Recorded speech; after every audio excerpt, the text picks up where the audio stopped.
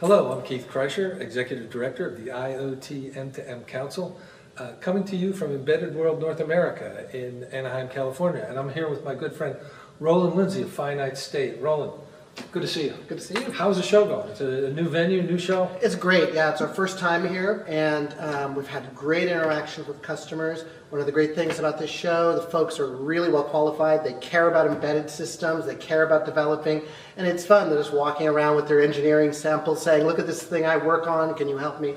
It's good stuff. Right. Talk to us. I mean, Finite State, obviously, well known in security circles for IoT and embedded.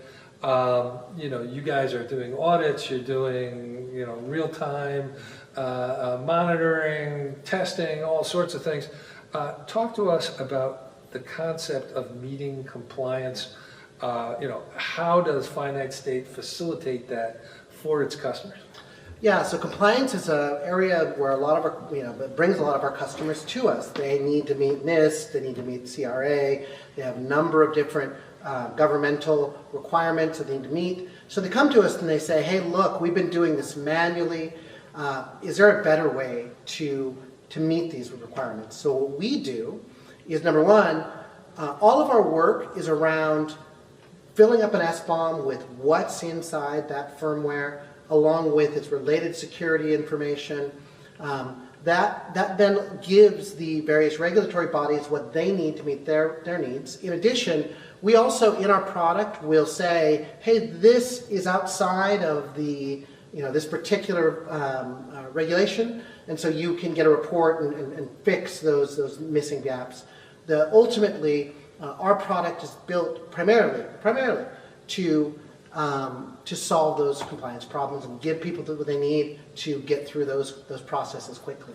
And talk to us about the progression from compliance to security, or the other way around. No, absolutely right. So a number of clients, I would say most clients, start off with compliance. That's what they need to get done. And then they find out, hey, we get all the security information, and that security information becomes very relevant, very valid, and so they move deeper and deeper into that. And then we have other customers who they come in and they say, we want security. We heard that we can get a lower risk, a higher security profile if we use your product, and that's generally what they find. Terrific.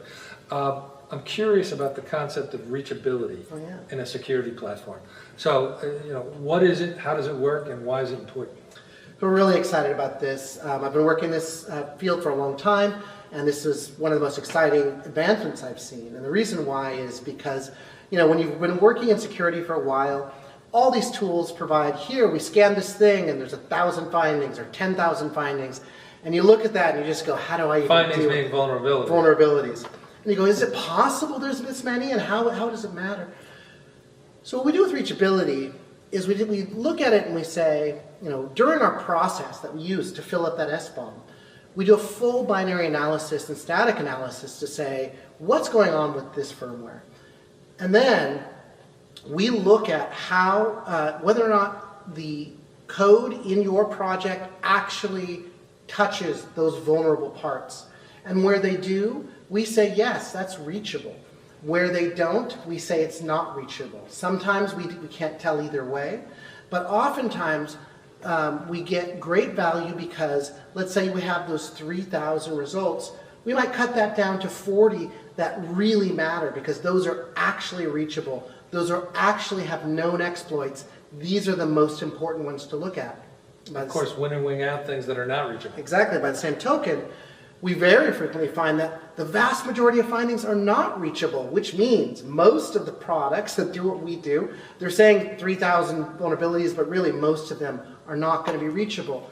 So what we do with that is we're able to look at those, identify them, mark them, and then into the SBOM, we're able to enter VEX entries that say, hey, we have this vulnerability technically, but it's not reachable. Here's our evidence. And so now when I produce that SBOM to FDA or someone else that needs to see it, they can see that we've done our due diligence, that we actually worked hard to mitigate the issues that we know there are with these particular components. Great stuff.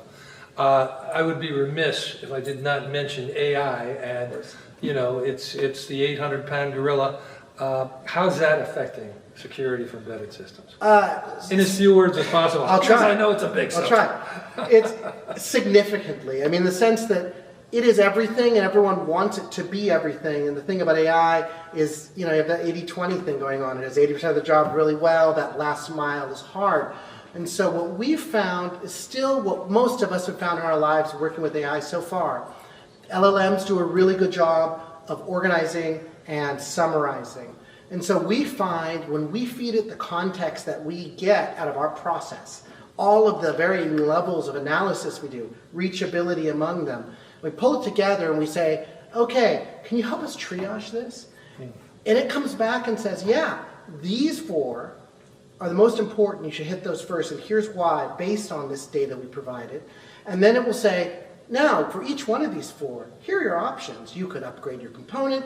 You could try to don't use that kernel module. There's different things you could do. And because of the context we're able to give that LLM, we're able to get really on-target, useful remediation advice. Great stuff. Hey, once again, I'm Keith Kreischer here at Embedded World with Roland Lindsey of Finite State. And Roland, hey, thanks so much for your time. Thank you. Have a great show. All right, thanks.